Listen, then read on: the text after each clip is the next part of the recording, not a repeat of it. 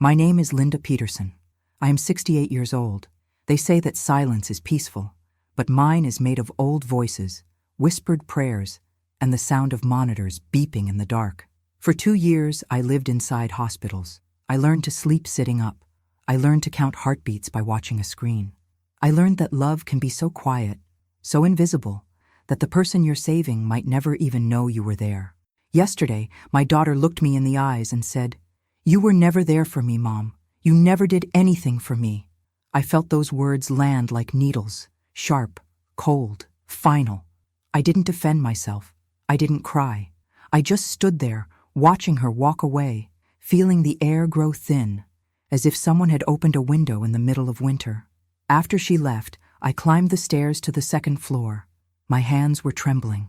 I opened the door to the small room at the end of the hall, the one I haven't entered in years. Inside, there are toys arranged carefully on shelves, a pink blanket folded over a wooden chair, hospital bracelets in a glass jar, and a diary I kept during the worst days of my life. Days I thought we wouldn't survive.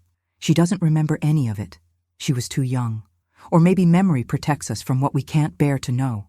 What I'm about to tell you is not a story about gratitude.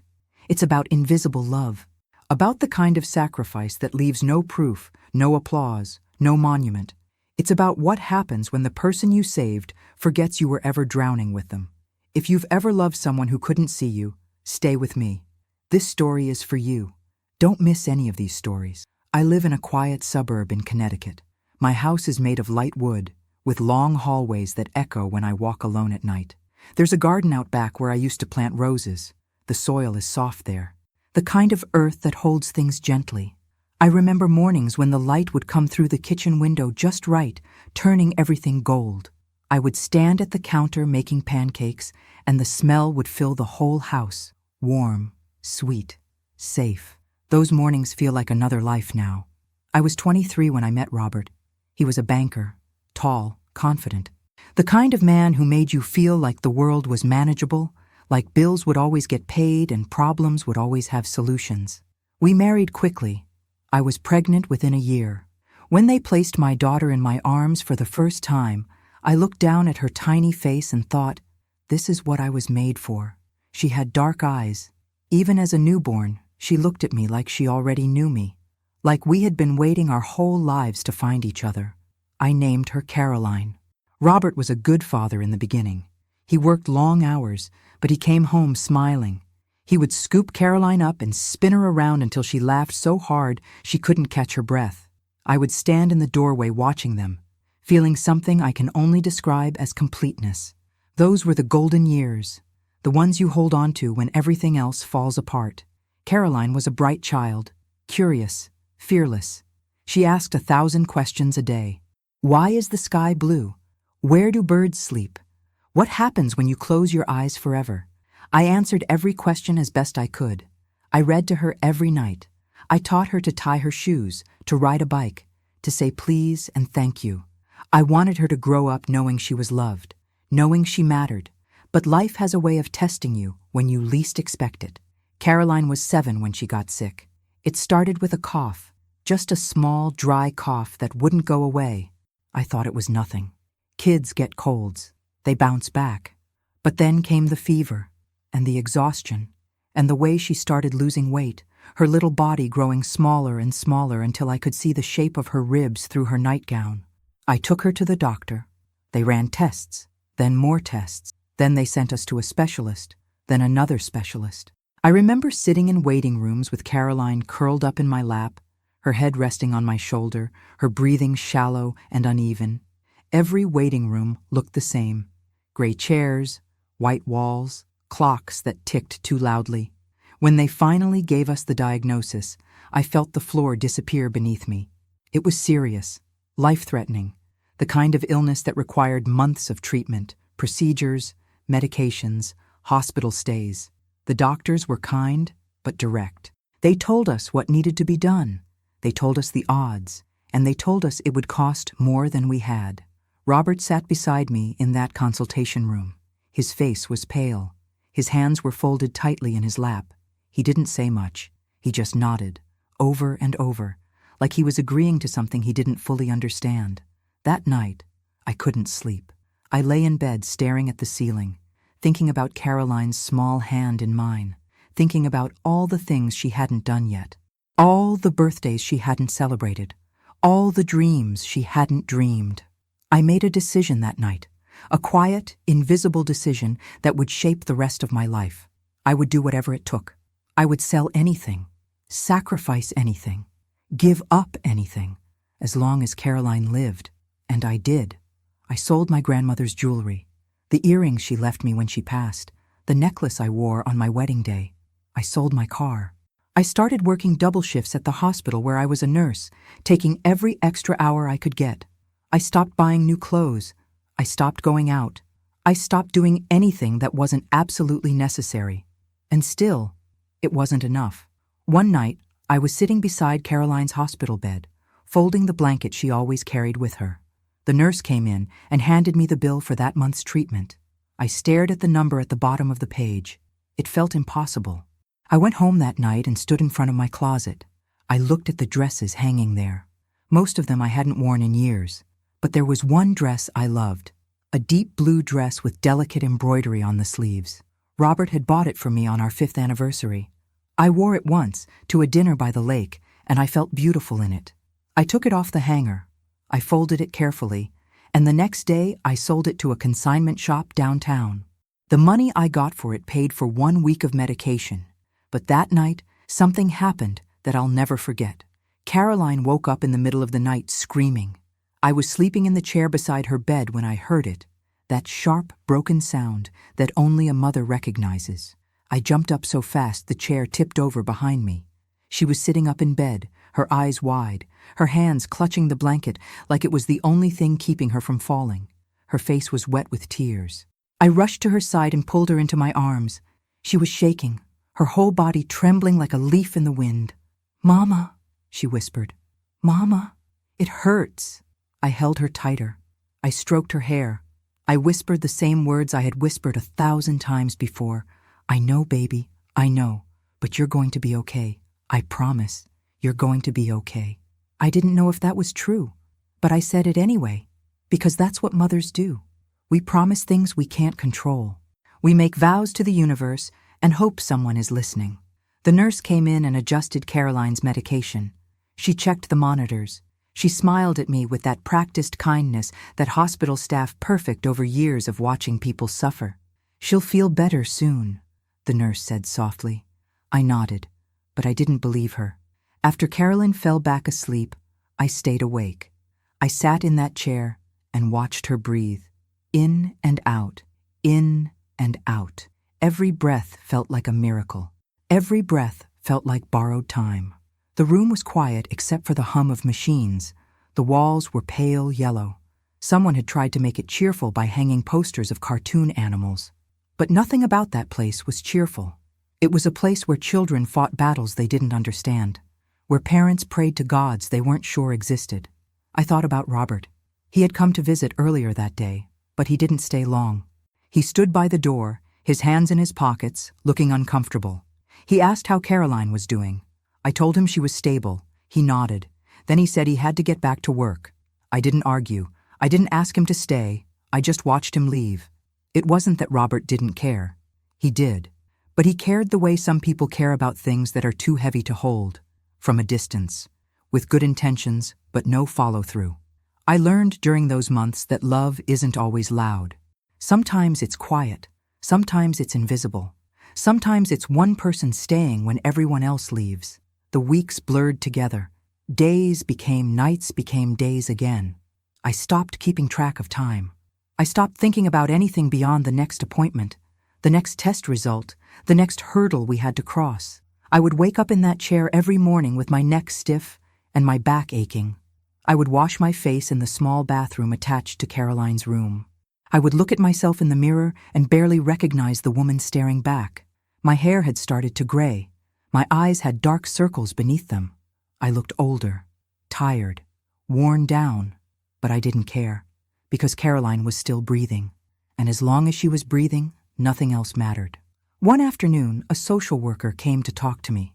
She was a kind woman with soft eyes and a clipboard. She sat down beside me and asked how I was doing.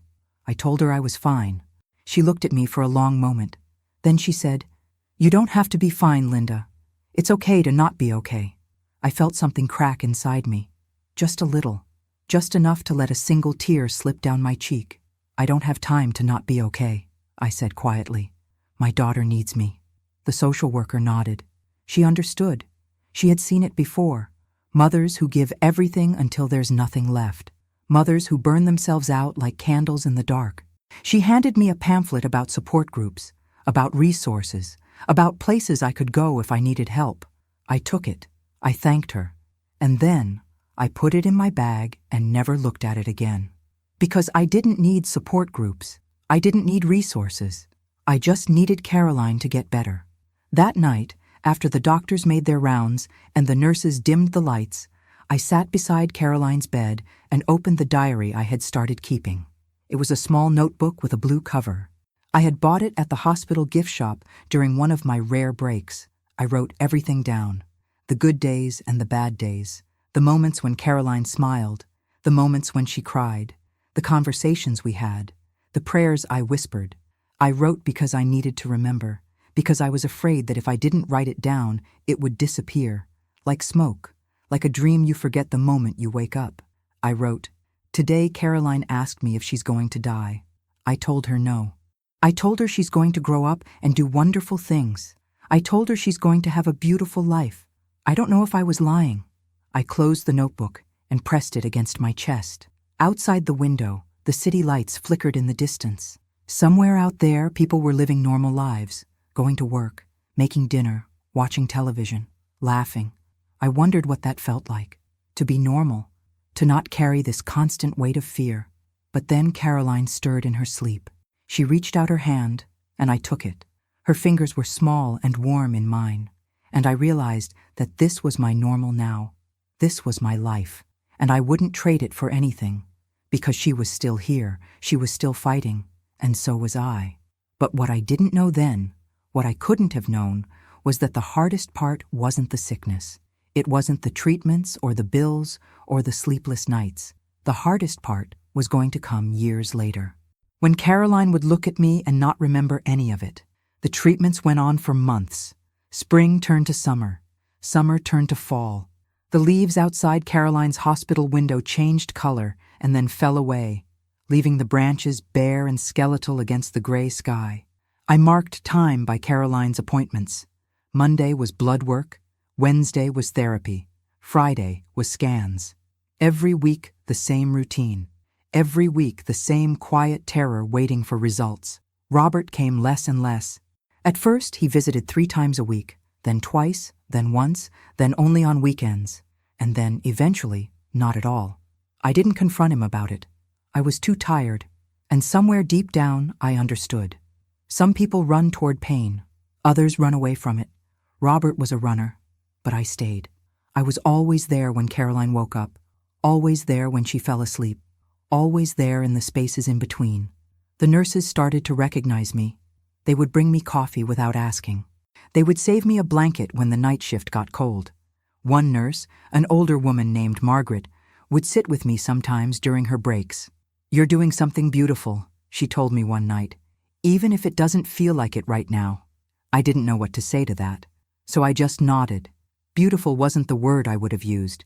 Necessary, desperate, terrifying. Those were the words that came to mind. But beautiful? I couldn't see it yet. Where are you listening from? I wonder sometimes if you've ever sat beside someone you love and felt completely helpless. If you've ever had to be strong when you wanted to fall apart. If you have, then you understand what those months were like. By October, Caroline's condition started to improve. Slowly, carefully, like watching a flower unfold one petal at a time. The doctors were cautiously optimistic. The medication was working. Her body was responding. The worst, they said, might be behind us. I wanted to believe them. But I had learned not to trust hope too easily. Hope was fragile. It could break you if you held it too tightly. Still, there were good days. Days when Caroline would laugh at something silly on television. Days when she would eat a full meal without getting sick. Days when the color returned to her cheeks and she looked like a child again, instead of a patient. On one of those good days, she looked at me and said, "Mama, when I get out of here, can we get a puppy?" I smiled. "Maybe. We'll see." "You always say we'll see," she said, pouting a little. "That means no." "It means maybe," I told her. "It means let's get you healthy first, and then we'll talk about puppies." She grinned, that beautiful gap-toothed grin that made everything worth it. I took a picture of her that day. She was sitting up in bed, holding the pink blanket, smiling at the camera. I still have that picture. It's in the box upstairs, the one I opened yesterday. By November, the doctors told us Caroline could go home. Not permanently. She would still need to come back for regular checkups and treatments, but she could sleep in her own bed. She could see her own room again. I cried when they told us. Real tears, the kind that come from relief so deep it hurts. Caroline was excited. She packed her little backpack with the toys and books she had collected during her stay. She hugged the nurses goodbye. She waved at the doctors, and then we left. I drove home slowly, carefully, like I was carrying something precious that might break. Caroline sat in the back seat, staring out the window, watching the world go by. "Everything looks different," she said quietly. "Different how?" I asked. "I don't know. Just different." I understood what she meant. When you've been away from the world for a long time, even familiar things feel strange, like you're seeing them for the first time, or the last time, or both. When we pulled into the driveway, Robert's car was there. He was standing on the porch, waiting. He smiled when he saw us, a big, relieved smile. He helped Caroline out of the car and carried her inside. He had cleaned the house. He had put fresh flowers on the kitchen table. He had tried. That night, we all had dinner together. Caroline sat at the table in her pajamas, eating macaroni and cheese, talking about everything she wanted to do now that she was home. "I want to go to the park," she said. "I want to ride my bike. I want to see my friends." "Soon," I told her, "when you're a little stronger." Robert reached across the table and took my hand. "We made it," he said softly. "We got through it." I nodded, but I didn't say what I was thinking. We didn't get through it. I got through it. I was the one who stayed. I was the one who sacrificed. I was the one who sold everything I had to keep our daughter alive. But I didn't say any of that, because I was too tired to fight, and because some truths are too heavy to speak out loud. That night, after Caroline fell asleep in her own bed for the first time in months, I sat in the living room alone. The house was quiet, the kind of quiet that feels like relief and exhaustion all at once. I thought about everything I had given up, the jewelry, the car, the dress, the nights of sleep, the pieces of myself I had scattered like breadcrumbs along a path I couldn't see the end of. And I thought about Caroline, about her smile, about the way she had looked at me in the hospital and said, "Mama, don't leave me." I never left her, not once, not for a single moment. But as I sat there in the dark, I had a strange feeling, a quiet, creeping feeling that I couldn't quite name. It felt like a premonition, like a shadow moving at the edge of my vision. It felt like the beginning of something I wasn't ready for. Caroline healed, slowly at first, and then all at once, like spring finally arriving after a long winter. Within 6 months, she was back in school. Within a year, she was riding her bike again, laughing with friends, running through the backyard like nothing had ever happened. The doctors called it a miracle. I called it answered prayer. But something had changed, something I couldn't quite put my finger on. Robert started working longer hours again. He would leave early in the morning and come home late at night, smelling like cologne and coffee. He was polite, distant, like a guest in his own house. I told myself it was normal, that he was just trying to make up for the time he had missed at work, that he was stressed about the bills we still owed, the hospital bills that came in thick envelopes every month, each one a reminder of what we had survived. I picked up extra shifts at the hospital. I worked weekends, holidays. Any time they needed someone, I said yes, because the debt was enormous and because I needed to feel useful, needed to feel like I was still doing something that mattered. Caroline grew. She turned 8, then 9, then 10. She became more independent, more confident. She stopped needing me the way she used to, and I was grateful for that. I was, because it meant she was healthy. It meant she was normal. It meant the worst was behind us. But there was a part of me that missed being needed, missed being the center of her world, missed the way she used to reach for my hand without thinking. Now, when I reached for hers, she would pull away, gently, but still, she pulled away. "Mom, I'm not a baby anymore," she would say, and I would smile and say, I know. But inside, something ached. By the time Caroline turned 12, Robert and I barely spoke. We moved around each other like strangers sharing a house. He slept in the guest room most nights, said it was because of his back, said the mattress was better for him there. I didn't question it. I was too tired to question anything. One evening I was cleaning out the closet in our bedroom when I found something strange, a receipt tucked inside one of Robert's jacket pockets. It was from a restaurant downtown, an expensive restaurant, the kind of place Robert and I hadn't been to in years. The date on the receipt was from the week before. A Tuesday night, the night Robert said he was working late. I stared at that receipt for a long time. My hands were shaking, my chest felt tight. I told myself there was a reasonable explanation.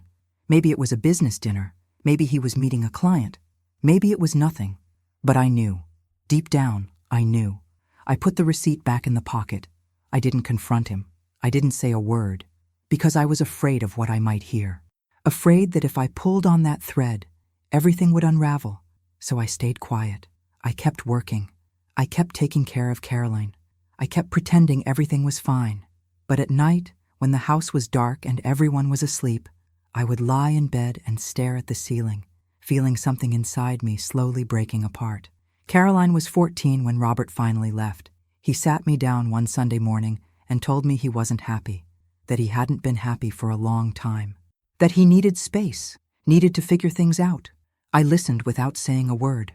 I felt numb, like I was watching this happen to someone else. He packed a suitcase. He kissed Caroline on the forehead and told her he would see her soon. And then he walked out the door. Caroline cried that night. She came into my room and climbed into bed beside me, just like she used to when she was little. "Why did he leave?" she asked, her voice small and broken. "I don't know, baby," I whispered. Sometimes people get lost. Sometimes they forget what matters. Did I do something wrong? "No," I said firmly. "No, sweetheart. You didn't do anything wrong. None of this is your fault." But even as I said it, I wondered if she believed me. I wondered if she would carry that question with her for the rest of her life. The divorce was quick, quiet.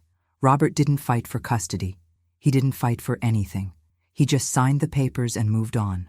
I heard later that he had been seeing someone, a woman from his office, younger, prettier, someone who didn't carry the weight of hospital stays and unpaid bills. I wasn't surprised. I was just sad. Sad for Caroline. Sad for the family we could have been. Sad for the version of myself who used to believe that love could survive anything. But I didn't fall apart. I couldn't, because Caroline still needed me. And I had learned a long time ago how to keep going even when everything inside me wanted to stop.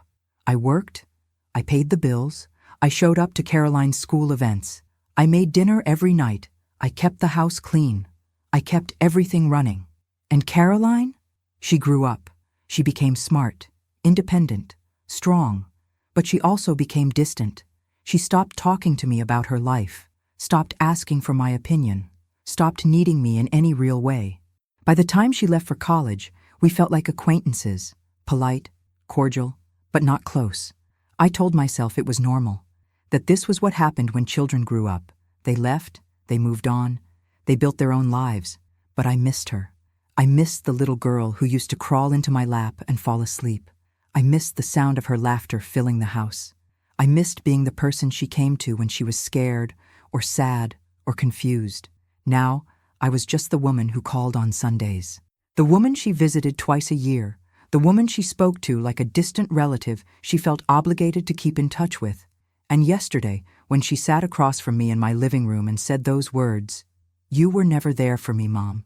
You never did anything for me," I felt something inside me finally shatter, because I had been there. I had done everything. I had given up everything. But she didn't remember, or maybe she just didn't see it. And that, I realized, was the cruelest part of invisible love. It leaves no proof, no evidence, no monument, just a mother sitting alone in an empty house, wondering if any of it ever mattered at all. After Carolyn left yesterday, I sat in the living room for a long time.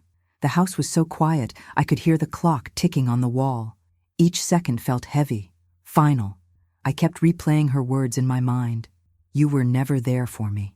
Over and over, like a song I couldn't turn off.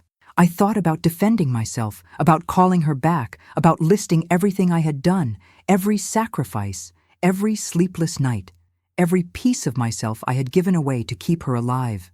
But what would that prove? That I was right and she was wrong? That my pain was bigger than hers?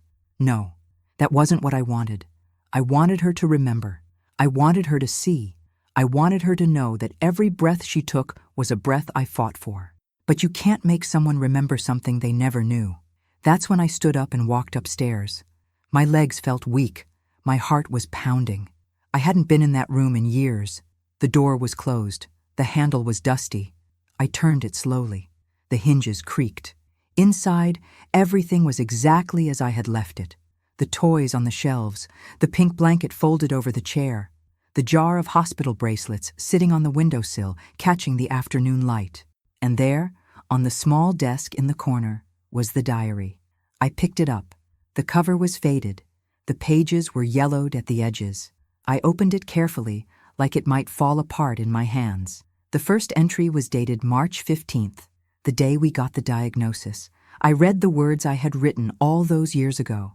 Caroline is sick. The doctors say it's serious. I don't know how to be strong enough for this, but I have to be. She needs me. I turned the page. Another entry. Robert didn't come to the hospital today. He said he had an important meeting. I stayed. I always stay. And another. I sold my grandmother's necklace today. The one I promised I would pass down to Caroline. I got $800 for it. It covered 2 weeks of medication. Page after page, month after month, a record of everything I had done, everything I had lost, everything I had given up.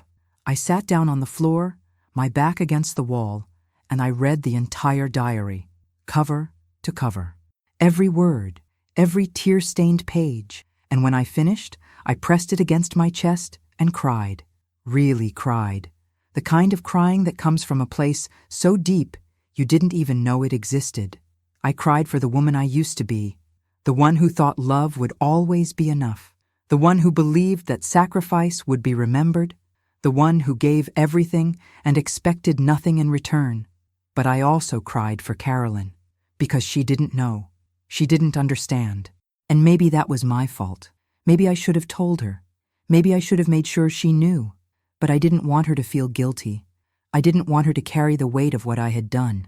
I wanted her to be free, to be happy, to live a life unburdened by the past. And so I stayed silent. I carried it alone. I locked it away in a room at the end of the hall and told myself it was better this way.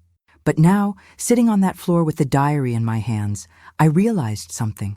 Silence isn't always kindness. Sometimes it's a different kind of cruelty. Because when you love someone invisibly, they never learn how to see you.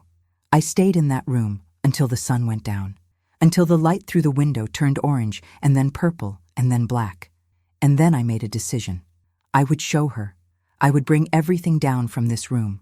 I would lay it out in front of her. The toys, the blankets, the bracelets, the diary, the receipts, the proof, not to make her feel guilty, not to win an argument, but to help her understand, to help her see the mother she never knew existed. Because what if she needed to know? What if, somewhere deep inside her, she was searching for something she couldn't name? What if she had spent her whole life feeling like something was missing, not knowing that I had been there all along? I picked up the diary and walked downstairs. I placed it on the kitchen table, and then I went back upstairs and brought down the pink blanket, the jar of bracelets, the photographs, the hospital bills. I arranged everything carefully, like a museum exhibit, like evidence in a trial. And then I called Caroline. She didn't answer. I left a message. Caroline, it's me. I need to see you. There's something I need to show you. Please, it's important. My voice cracked at the end. I hung up before I started crying again. I waited for her to call back. I sat at the kitchen table, staring at the diary, running my fingers over the worn cover. Hours passed. She didn't call. I made myself a cup of tea. I didn't drink it. I just held the mug in my hands, feeling the warmth, watching the steam rise and disappear. What would you do if it were you? Would you keep trying? Would you let it go? Would you accept that some people will never see you, no matter how much you give? I didn't know. I still don't. Finally, at 9 o'clock, my phone buzzed. A text from Caroline. I'm busy this week, maybe next weekend. That was it. No apology, no curiosity, just a polite deflection. I stared at those words for a long time, and then I typed back, okay, next weekend. I put my phone down. I looked at the table covered in memories, and I felt something shift inside me. Maybe this wasn't about Caroline anymore. Maybe it was about me, about facing what I had buried, about acknowledging what I had done, about allowing myself to be seen, even if no one was looking. I picked up the diary again. I opened it to a random page. Today, Caroline smiled at me. A real smile. The kind that reaches her eyes. I haven't seen that smile in weeks. I would give anything to keep seeing it. I closed the book. I pressed my hand flat against the cover, and I whispered into the empty kitchen. I did everything I could, and maybe that has to be enough. But even as I said it, I didn't believe it. Because mothers aren't supposed to stop trying. We're supposed to keep reaching, keep hoping, keep believing that someday, somehow, our children will understand. But what happens when they don't? The week passed slowly. Each day felt longer than the one before. I went through my routines like a ghost moving through a house it used to live in. I made my bed. I watered the plants. I went to the grocery store and bought things I didn't need. But my mind was always upstairs, in that room, with those memories. On Tuesday, I called my old friend Helen. We had worked together at the hospital years ago, back when Caroline was sick. Helen had been one of the few people who really saw what I was going through, who understood what it meant to watch your child suffer and feel helpless. We hadn't spoken in months, maybe longer. Life has a way of pulling people apart, even when they were once close. "Linda?" she said when she answered. "Is that you?" "It's me," I said. My voice sounded thin, fragile. "Are you okay? You sound—" "I'm fine," I lied. I just wanted to hear a friendly voice. There was a pause. Then Helen said gently, "What happened?" And I told her. I told her about Caroline's visit, about the words she had said, about the room upstairs and the diary and the way I had spent the last week drowning in memories I thought I had learned to live with. Helen listened without interrupting. That was always her gift. She knew how to hold space for people's pain without trying to fix it. When I finished, she was quiet for a moment. Then she said, "Linda, do you remember what I told you back then? When Caroline was in the hospital? You told me a lot of things. I told you that love like yours, the kind that gives everything, doesn't always get recognized. That sometimes the people we save don't even know they needed saving, and that you had to be okay with that. You had to love her anyway." I closed my eyes. I thought I was okay with it, but I'm not, Helen. I'm really not. "Of course you're not," she said softly. "Because you're human. Because you gave everything, and now you're sitting alone wondering if it mattered. And that's the hardest question any parent ever has to face." "Did it matter?" I whispered. "Yes," Helen said without hesitation. "It mattered. It mattered to the little girl who got to grow up, who got to have a life, who got to become the woman she is today. Even if she doesn't remember, even if she can't see it. It mattered." I felt tears sliding down my cheeks. "Then why does it hurt so much?" "Because you're grieving," Helen said.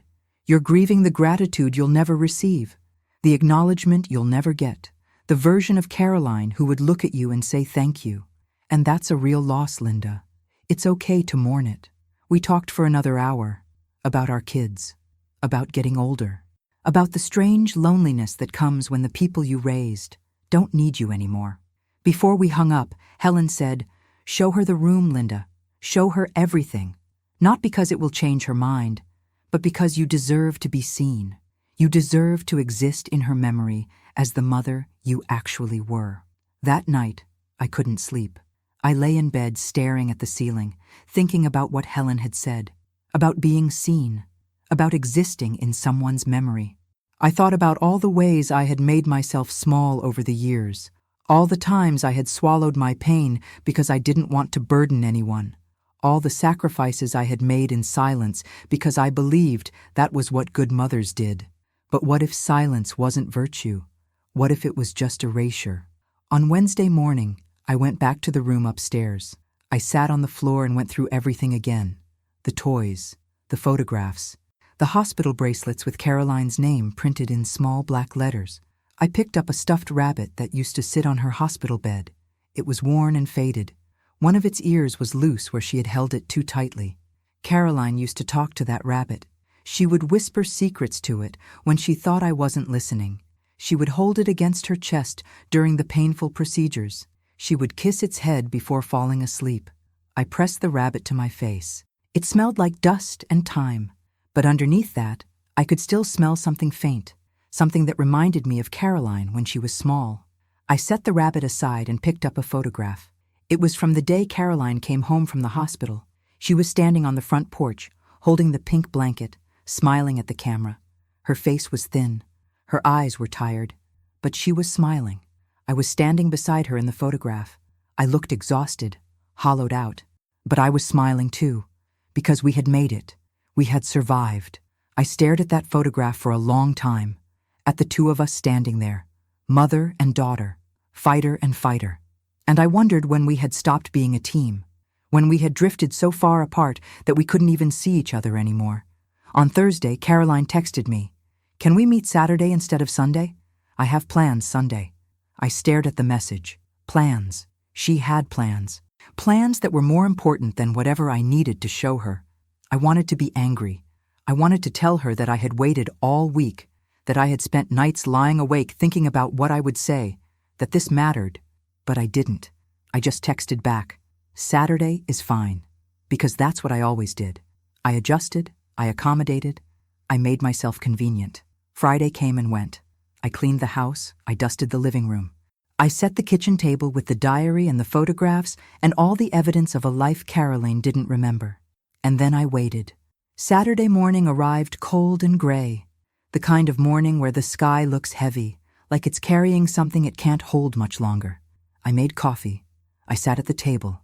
I looked at everything I had laid out, the bracelets, the receipts, the diary, the pink blanket folded carefully in the center, and I felt a sudden wave of doubt. What if she didn't care? What if she looked at all of this and still felt nothing? What if I was about to expose the deepest, most vulnerable parts of myself, and she would just shrug and say she had somewhere else to be? I thought about putting everything away, about texting her and canceling, about pretending I had never called, about going back to the way things were, silent, distant, safe. But then I thought about Helen's words, "You deserve to be seen." And I thought about the woman I used to be, the one who fought when everyone else gave up, the one who refused to let her daughter die, the one who was brave even when she was terrified. That woman deserved to be remembered, even if only by me. At 11 o'clock, I heard a car pull into the driveway. My heart started racing. My hands were shaking. I stood up. I smoothed my shirt. I took a deep breath, and then I heard her footsteps on the porch, the sound of her key in the lock. The door opening. "Mom!" Caroline called out. "I'm here." I walked to the hallway. She was standing by the door, holding her purse, looking tired. She was wearing jeans and a sweater. Her hair was pulled back. She looked older than I remembered, more like a stranger than my daughter. "Hi," I said softly. "Hi." She glanced at her watch. "I don't have a lot of time. I have to be back in the city by 3. Of course she did. "That's okay," I said. "This won't take long." She followed me into the kitchen, and then she stopped. She stared at the table, at the diary, at the photographs, at the pink blanket, at the jar of hospital bracelets. Her face changed, just slightly. Something flickered in her eyes. Confusion, or maybe recognition. "What is all this?" she asked quietly. I took a breath, and then I said the words I had been holding inside for days. "This is everything you don't remember."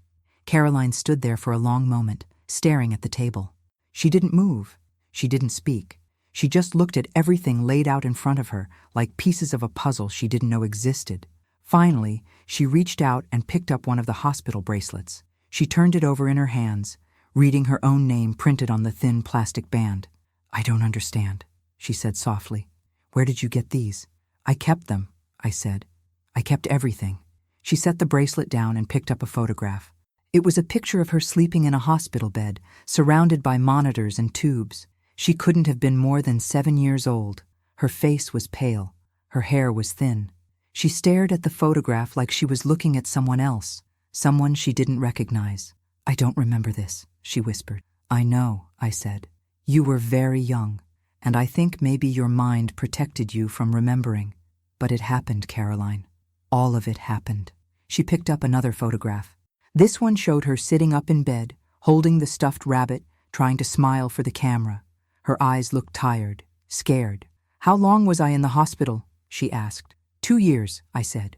"On and off. Sometimes you came home for a few weeks. Sometimes you had to go back. But it was 2 years of treatments, 2 years of fighting." She put the photograph down. Her hand was shaking slightly. "Why didn't you ever tell me?" she asked. There was something in her voice I couldn't quite identify. Hurt, anger, confusion, maybe all three. "Because I didn't want you to carry it," I said. "I didn't want you to grow up feeling guilty or burdened. I wanted you to be free. I wanted you to have a normal life." "But I didn't have a normal life," she said, her voice rising. "I grew up feeling like something was missing, like there was this gap I couldn't explain, like I didn't really know you. And now you're telling me it's because you kept all of this from me?" I felt my chest tighten. "I was trying to protect you. By lying?" "I never lied," I said firmly. "I just didn't tell you everything. There's a difference." She shook her head. She looked angry now, really angry. "No, Mom, there's not. You made a choice. You decided what I should and shouldn't know about my own life. You took that away from me." I wanted to argue. I wanted to defend myself. But I could see the pain in her eyes, and I realized that maybe she was right. Maybe I had made the wrong choice. Maybe silence wasn't protection. Maybe it was just another kind of abandonment. "I'm sorry," I said quietly. "I thought I was doing the right thing." Carolyn picked up the diary. She opened it to the first page and read the entry I had written all those years ago. Her eyes moved across the words, slowly, carefully. Then she turned the page, and another, and another. She read in silence for several minutes. I stood there watching her, my heart pounding, wondering what she was thinking, wondering if this would change anything or if it would just make things worse. Finally, she looked up at me. Her eyes were wet. "You sold your grandmother's necklace?" she asked, her voice breaking. I nodded. "And your car?" "Yes." "And this dress?" She pointed to a photograph where I was wearing the blue dress, the one Robert had bought me, the one I had loved. "Yes," I whispered. She put the diary down. She covered her face with her hands. Her shoulders started to shake. I didn't know what to do. I wanted to go to her, to hold her, to tell her it was okay. But I didn't move. I just stood there, giving her space to feel whatever she needed to feel. After a long moment, she lowered her hands. Her face was streaked with tears. "Why didn't Dad help?" she asked. "Where was he?" I hesitated. I had never told Caroline the full truth about her father. I had always tried to protect him too, to keep him a hero in her eyes. But I was tired of protecting people who didn't deserve it. "He couldn't handle it," I said simply. "He came to the hospital at first, but then he stopped. He said it was too hard. He said he needed to focus on work, on keeping things stable. But the truth is, he ran. He left me to do it alone." Caroline wiped her eyes. "Is that why he left? Why you got divorced?" "Partly," I said. "But also because he was seeing someone else. Because he wanted a different life, an easier life, one without hospital bills and sick children and a wife who was too tired to smile anymore." She looked down at the table, at all the evidence of what I had done, what I had given up, what I had carried alone. "I didn't know," she said quietly. "I didn't know any of this. I know. I said terrible things to you." Her voice cracked. "I said you were never there. I said you never did anything for me." "You didn't know," I said again. "How could you?" "But I should have known." She looked at me, her eyes filled with something that looked like guilt, like regret. "I should have seen it. I should have asked. I should have—" "Stop," I said gently. "You were a child. You were sick.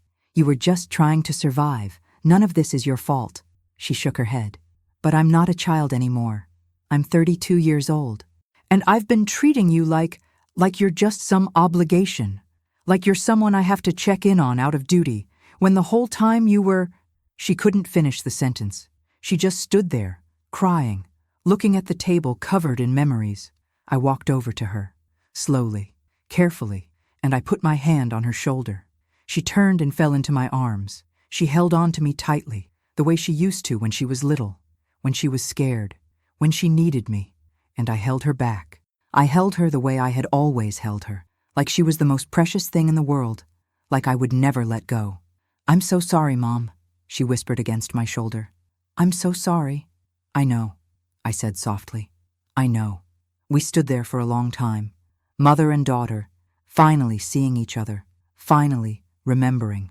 When she pulled back, her face was red and swollen, but there was something different in her eyes, something softer, something that looked almost like understanding.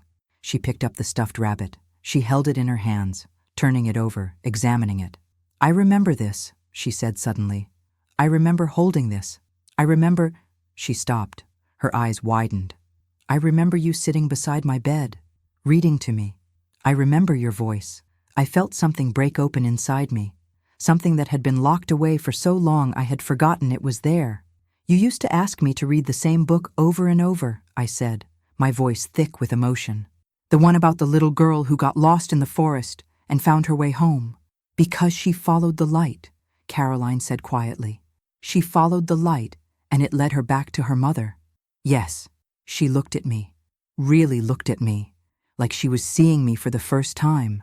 "You were my light," she said. "Weren't you?" I couldn't speak. I just nodded. She set the rabbit down and picked up the pink blanket. She held it to her face and breathed in. "It still smells like the hospital," she said. "I've never washed it," I admitted. I couldn't. It felt like washing away the proof. She folded the blanket carefully and set it back on the table. Then she looked at everything again. The bracelets, the photographs, the diary, the receipts. "Can I take some of this with me?" she asked. "The diary. Some of the pictures. I need to read it.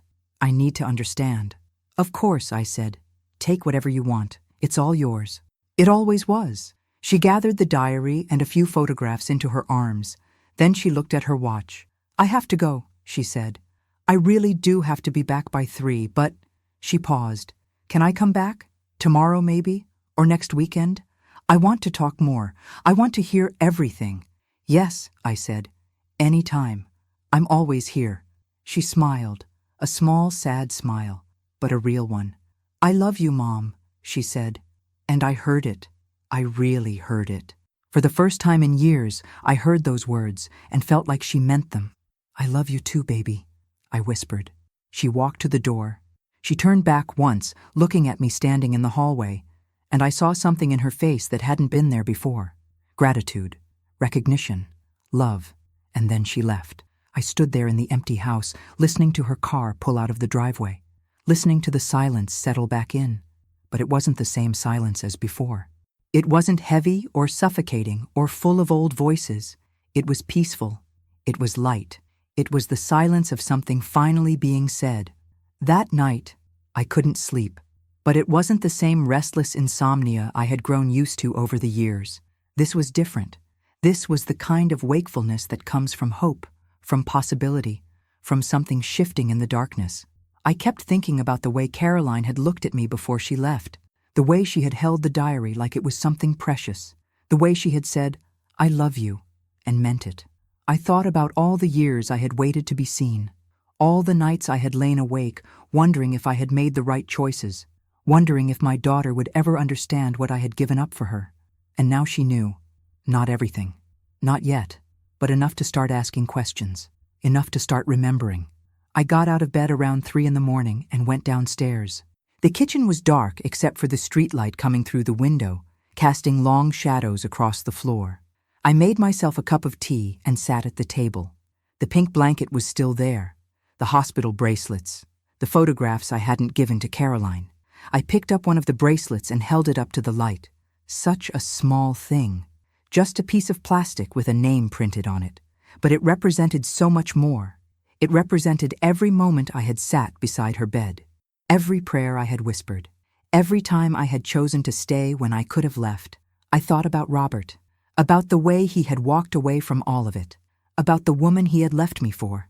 I wondered if he ever thought about those years in the hospital. If he ever felt guilty for not being there. If he ever looked at Caroline and remembered the little girl who almost died. Probably not. Robert was good at forgetting things that were uncomfortable. Good at rewriting history to make himself the hero or the victim, never the one who failed. But I wasn't angry at him anymore. Not really. Because anger takes energy, and I had spent enough energy on him already. Enough years trying to make up for his absence. Enough nights lying awake, wondering why I hadn't been enough to make him stay. The truth was simpler than I had wanted to admit. Some people run toward pain, others run away from it. And you can't change which kind of person someone is. You can only decide which kind of person you want to be. I had chosen to stay, and that choice had cost me everything. My marriage, my savings, my youth, my sense of self. But it had also given me something. It had given me Caroline, alive, healthy, here, and maybe that had to be enough. Sunday morning, Caroline called. "Mom?" Her voice sounded different, softer, more careful. "Hi, sweetheart," I said. "I stayed up all night reading the diary," she said. "I couldn't stop. I read the whole thing." I closed my eyes. And I don't know what to say. I don't know how to... She paused. I could hear her breathing on the other end of the line. "There's an entry where you wrote about selling your wedding ring." I didn't know about that. Why didn't you tell me? I had forgotten about that entry. It was from a particularly difficult month when the bills had piled up and I had run out of options. "It was just a ring," I said quietly. "You were more important." "It wasn't just a ring," Caroline said, her voice breaking. "It was your wedding ring. It was... Mom, you gave up everything." "Not everything," I said. "I still had you." She was quiet for a long moment. Then she said, "I want to come see you today. I know I said I had plans, but I canceled them. Can I come over?" "Of course." "I'm bringing lunch. We're going to sit down and you're going to tell me everything. And I mean everything.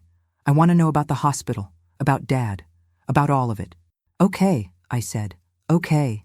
She arrived around noon with bags of Chinese food. We sat at the kitchen table and ate in silence at first. But it wasn't an uncomfortable silence. It was the kind of silence that comes before something important is said. Finally, Caroline set down her fork and looked at me. "Tell me about the worst day," she said. "The worst day?" "In the hospital. Tell me about the day you thought you might lose me." I took a breath. I hadn't thought about that day in years. I had buried it so deep, I had almost convinced myself it hadn't happened. "It was December," I said slowly. "You had been in the hospital for about 8 months. You were getting worse instead of better. The doctors said the treatment wasn't working the way they had hoped. They said we needed to try something more aggressive, something experimental." Caroline listened without interrupting. "They told me the procedure was risky," I continued. "That there was a chance, a real chance, that you wouldn't survive it. But they also said it was your only chance, that without it, you had maybe 3 months left." I stopped. The memory was so vivid I could almost smell the antiseptic, could almost hear the machines beeping, could almost feel the weight of that impossible choice. "I had to sign a consent form," I said. I remember holding the pen, staring at the paper, thinking, what if I'm signing away my daughter's life? What if I make the wrong choice? "But you signed it," Caroline said softly.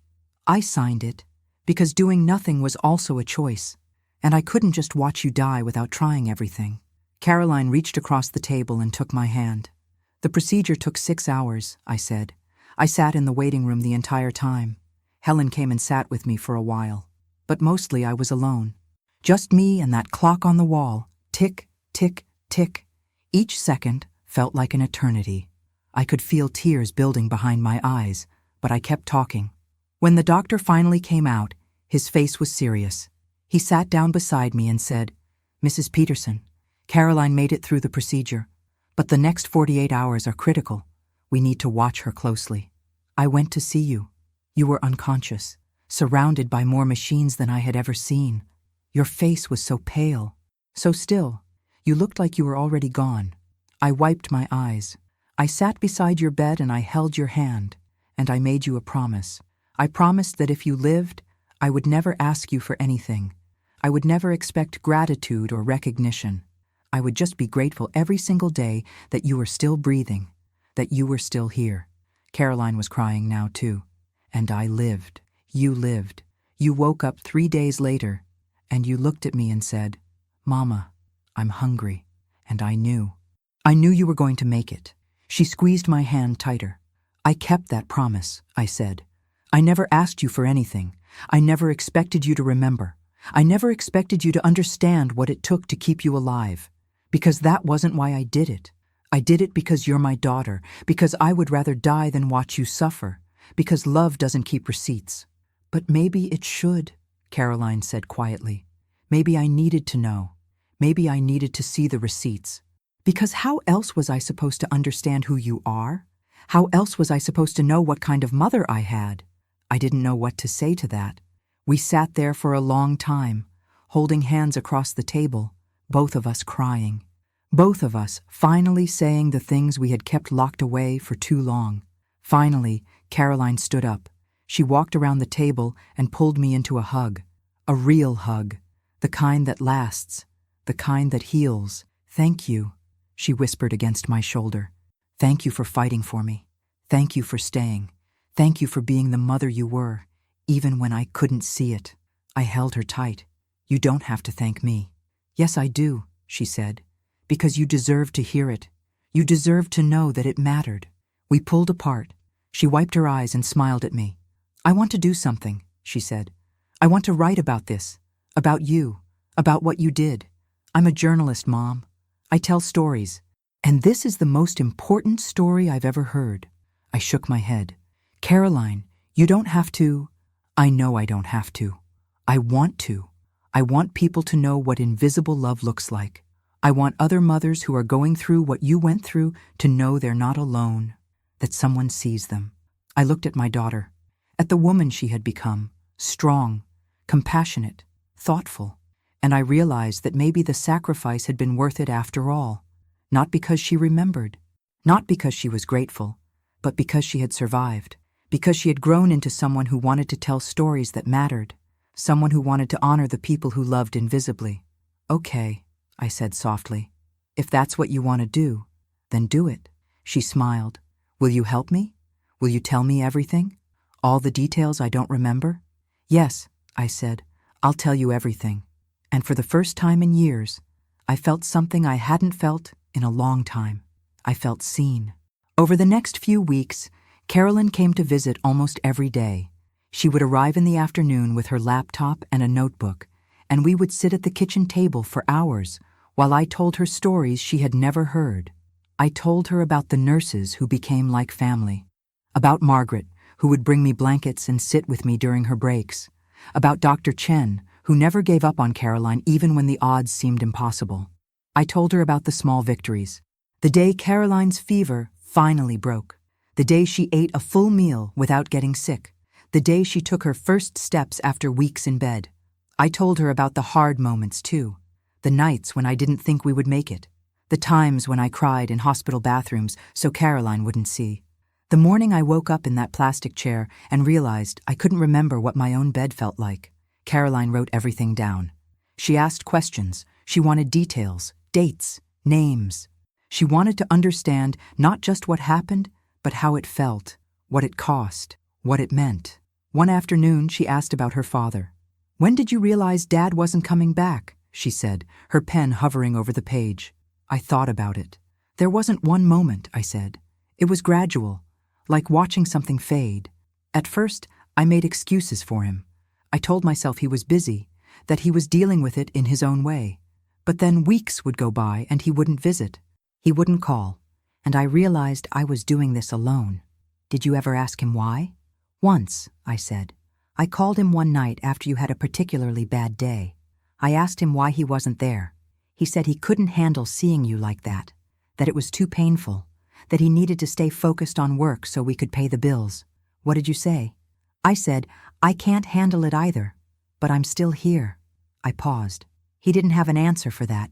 He just said he was doing his best, and maybe he was, but his best wasn't enough. Caroline stopped writing. She looked at me with something that looked like sadness, or maybe anger on my behalf. "I'm sorry he did that to you," she said. "It's okay," I said. "I'm not angry anymore. I was for a long time, but anger is heavy, and I've carried enough heavy things." She reached across the table and squeezed my hand. As the days passed, something between us began to heal. The distance that had existed for so many years started to close. We talked more openly, more honestly, about things we had never discussed before. One evening, Caroline showed me what she had written. It was the beginning of an article, a long piece about invisible caregivers, about the mothers and fathers and family members who sacrifice everything and receive nothing in return. She read it out loud to me. Her voice was steady and clear. "My mother saved my life when I was 7 years old," she read. "She sold everything she owned. She worked double shifts. She slept in hospital chairs for 2 years.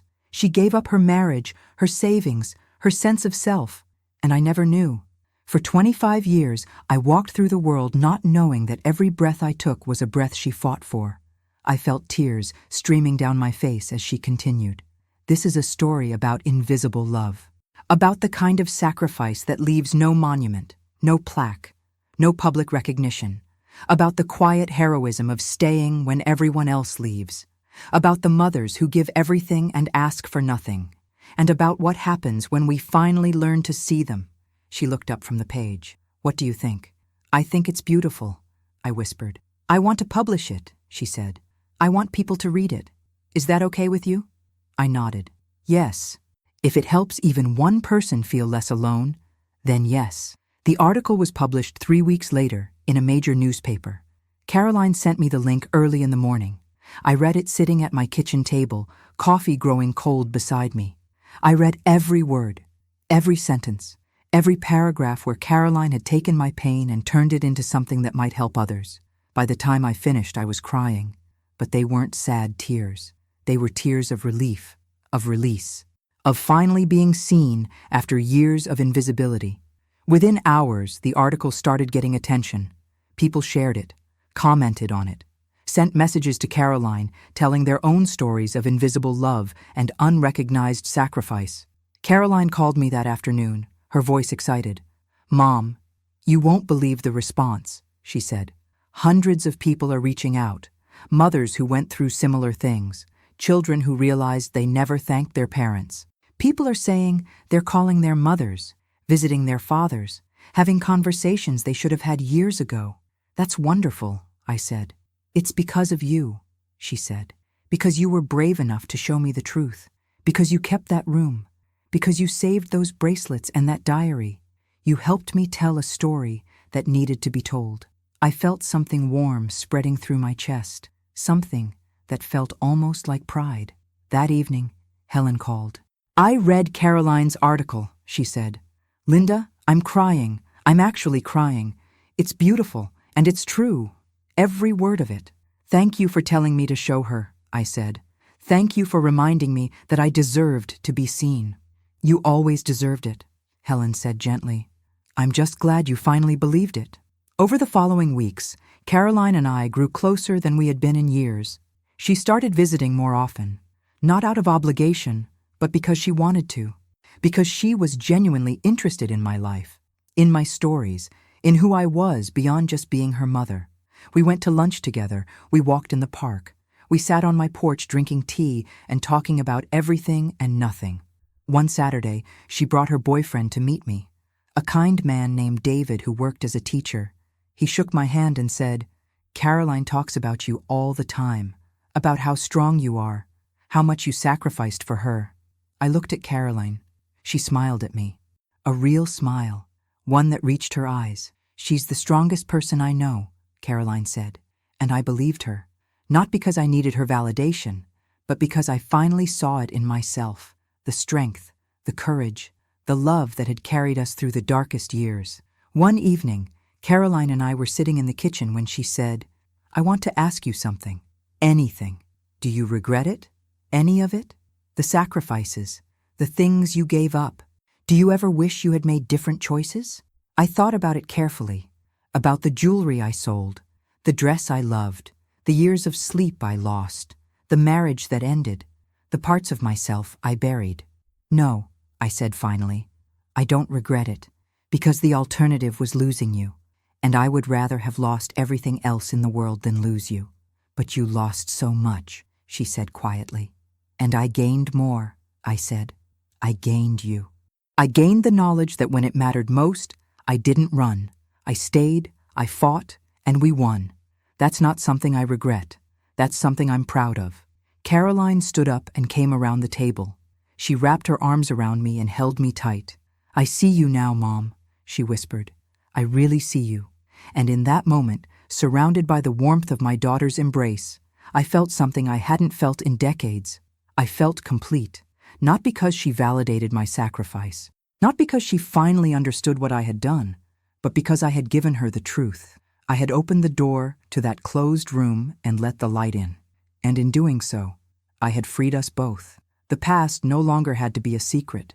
It could be a bridge, a connection, a story we shared instead of one I carried alone. And that was worth more than anything I had ever given up. Spring came slowly that year, the kind of spring that arrives in whispers rather than announcements. One morning I woke up and noticed the trees outside my window had started to bloom, soft pink blossoms against a pale blue sky. I stood at the window for a long time, just watching, remembering springs from long ago, springs when Caroline was small, springs when everything felt possible. But this spring felt different. It felt like a beginning instead of an ending, like something had shifted in the world and I was finally on the right side of it. Caroline had been visiting every week, sometimes twice a week. We had fallen into a rhythm that felt natural, easy, like we were learning to be mother and daughter again, but in a new way, a better way. One Saturday morning, she called and asked if she could come over. Of course, I said. You never have to ask. She arrived an hour later carrying a small box wrapped in brown paper. What's this? I asked. Open it, she said, smiling. I unwrapped the paper carefully. Inside was a photo album. A beautiful leather-bound album with my name embossed on the cover in gold letters. I opened it slowly. The first page had a photograph of me and Caroline from the hospital, the one where we were both smiling despite everything. Beneath it, Caroline had written, "The day we came home, the day we won." I turned the page. More photographs. Some I had given her. Some she must have found somewhere else. Pictures of Caroline as a baby, as a toddler. Pictures of our family before everything fell apart. And interspersed between the photographs were Caroline's words, stories, memories, things she had learned from the diary, things I had told her, things she was starting to remember on her own. You made this? I asked, my voice thick with emotion. I wanted you to have something, she said. Something that showed you weren't invisible, that your story mattered, that you mattered. I couldn't speak. I just turned the pages, looking at my life laid out in photographs and words. A life that had felt so small and lonely suddenly looked full, important, meaningful. The last page had a recent photograph, one Caroline had taken a few weeks ago. We were sitting on my porch, drinking tea, both of us laughing at something I couldn't remember. Beneath it, she had written, "My mother taught me that love doesn't need to be seen to be real, but I'm grateful I finally learned to see hers." I closed the album and held it against my chest. Tears were streaming down my face. "Thank you," I whispered. "Thank you for seeing me." Caroline hugged me. "Thank you for showing me." That afternoon, we went through the room upstairs together. The room I hadn't closed anymore. The room that no longer felt like a tomb, but like a treasury. Caroline picked up the stuffed rabbit. She smiled. "Can I take this?" she asked. "I want to keep it, to remember." Of course. She packed up a few more things. The pink blanket, some of the photographs, the diary. "I'm not taking these to forget," she said. "I'm taking them to remember, to make sure I never forget again." We carried everything downstairs together. As we were packing it into her car, Caroline stopped and turned to me. "I'm thinking about writing a book," she said. "A book? About caregivers, about invisible love, about people like you who give everything and ask for nothing. I want to interview other families, other mothers, other people who stayed when everyone else left, and I want your story to be at the center of it." I felt my heart swell. "I think that's a wonderful idea. Will you help me?" "Yes," I said. "I'll help you." She smiled. Then she said, "I was also thinking, David and I have been talking about getting married." "Caroline, that's wonderful. And when we do, I want you to help me plan it. I want you to be there, really there, not just as a guest, but as my mother, As the person who made all of this possible, I felt tears building again.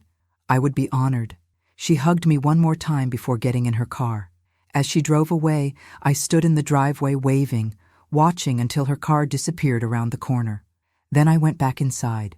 The house was quiet, but it wasn't the same oppressive silence I had lived with for so long. It was peaceful, content. I walked upstairs to the room. It was mostly empty now. Just a few toys left on the shelves, the wooden chair, the space where the pink blanket used to be. But it didn't feel sad. It felt right, like those things had finally found their way home, like they were serving their purpose instead of sitting in darkness. I sat down on the floor one last time. I looked around at the empty room, and I thought about everything that had happened here. All the pain I had stored, all the memories I had locked away, all the love I had kept hidden. And I realized something. Love isn't diminished by being seen. It's completed by it. For years, I had believed that my sacrifice was noble because it was invisible, that true love meant suffering in silence, that good mothers never asked for recognition. But I was wrong. Love can be both selfless and seen. Sacrifice can be both genuine and acknowledged, and mothers can be both strong and in need of being told they matter. I had spent decades believing I didn't need anyone to see me, that it was enough to know in my own heart what I had done. But it wasn't enough. It never was, because love without witness becomes burden, because sacrifice without acknowledgement becomes resentment, because invisible mothers eventually disappear, even to themselves. But not anymore. I stood up. I walked to the window and looked out at the garden. The roses were starting to bloom, red and pink and white against the green. I thought about planting new ones. Maybe Caroline would help me. Maybe we could do it together, create something beautiful, something that would grow and bloom year after year. That evening, I sat down and wrote a letter. Not one I would never send, but one I would mail tomorrow. "Dear Helen," I wrote, "thank you for telling me I deserve to be seen.